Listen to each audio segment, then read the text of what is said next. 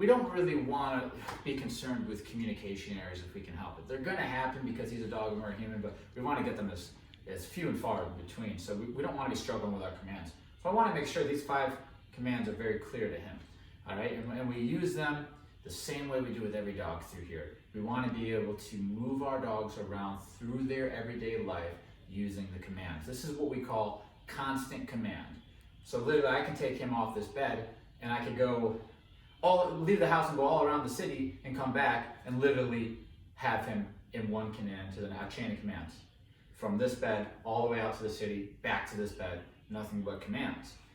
That is called structure, and that we use this to teach the dog how we want them to behave in any given situation.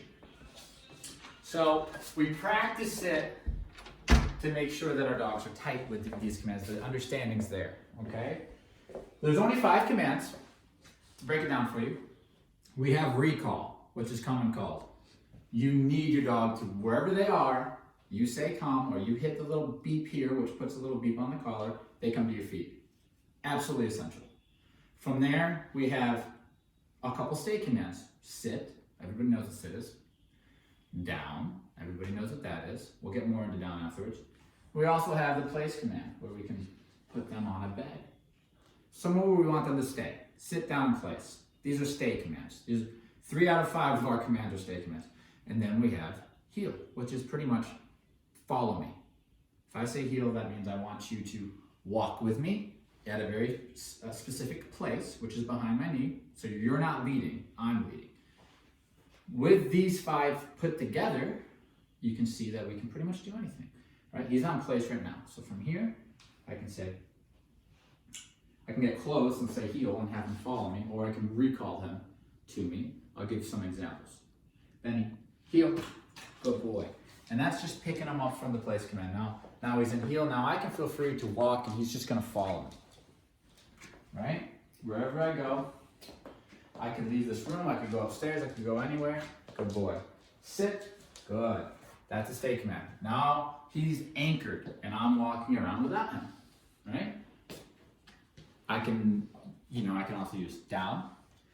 That says to him, sit pretty much says, here, wait right here real quick. Down means you're gonna be here a while, okay? So if we heel to a restaurant patio, I might start with a sit, get my jacket off, all that stuff. Down, put him in a down. If I really need him to disengage with the environment, I will use what we call a double down, chin on the ground. This has the conversation to the dog that not only are we going to be here a while, I need you to ignore everything. That's literally what it means to them. We make sure that we train it so that we have the conversation in just the right way that they know that's what it means, okay? So double down means ignore everything. We use this when our dog is starting to act up too.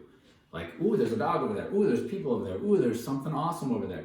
No, correct that, because what that is leaving the calm state and becoming aroused. And our number 1 rule is calm.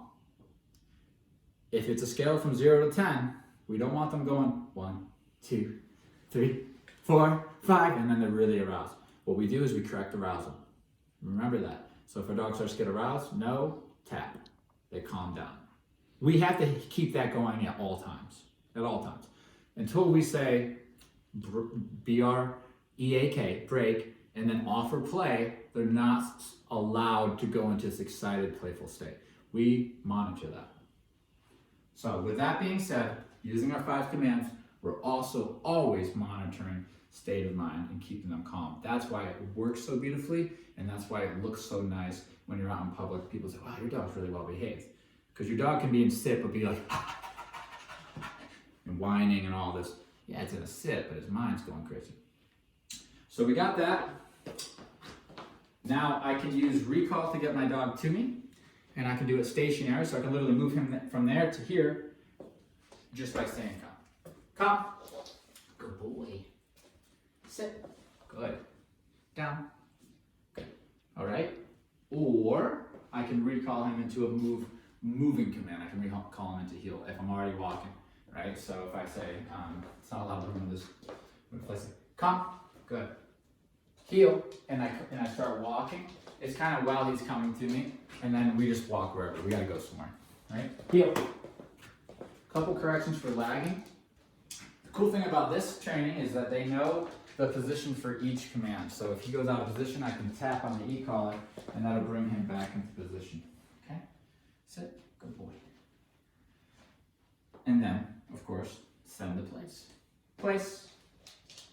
Okay? And that also works with the kennel too. You just say kennel, point in there and they go in. So these are the 5 commands. You want to practice them. This is essentially how we use them.